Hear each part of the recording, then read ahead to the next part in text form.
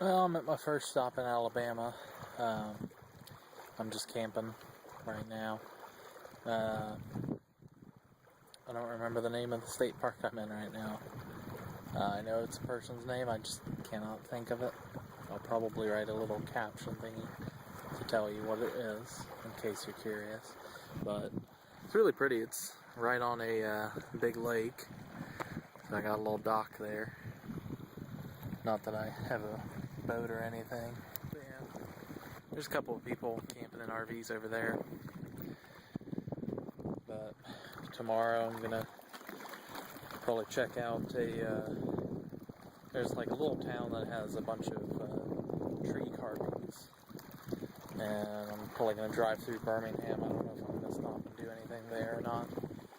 But pretty much just on my way up to the next camping spot I found. Orr Park in Montevallo, Alabama is home to an interesting art project. After a bad storm back in the early 90s, many of the cedar trees in the park had died and ultimately would have ended up being cut down. However, a local man named Tim Tingle saw a better fate for the dead trees. He got permission from the city and began carving faces as well as animals and other sculptures out of the dead trees. There are roughly 30 carvings throughout the small park, some of which are hidden or hard to find, and it makes for an interesting walk, and it's definitely a creative use for the dead trees. I can also see how it might discourage people from going to the park at night. Well, behind me is Birmingham, Alabama. It's a great big city. I've not driven through it quite yet. I'm going to be driving through in a little while here, but I stopped at a park. It's Vulcan Park. At the very top, it's a great big statue of Vulcan, the Roman god of smithing and metallurgy. It's interesting for sure, but I'm gonna check it out. You can take an elevator up to the observation deck that's right underneath the Vulcan statue. You can also walk up, but it's like a lot of stairs, and they had it closed at the time too, because apparently it's leaking. But once you get to the top, it's actually a really great view of Birmingham.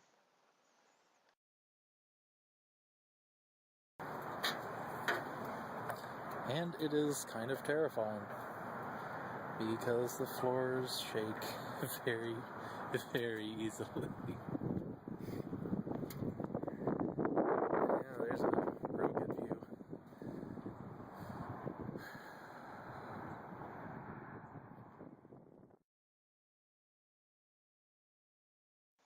The Cathedral Cavern has so far been the largest cave I've seen.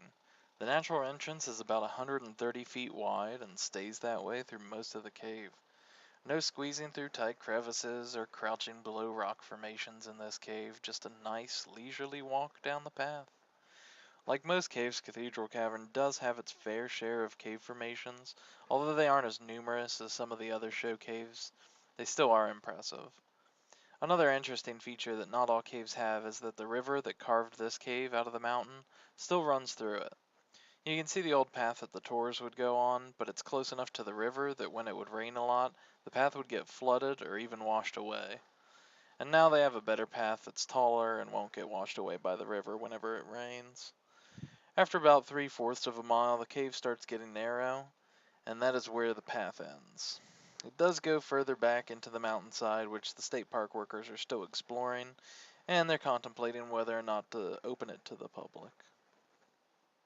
But all in all, it was a pretty interesting cave.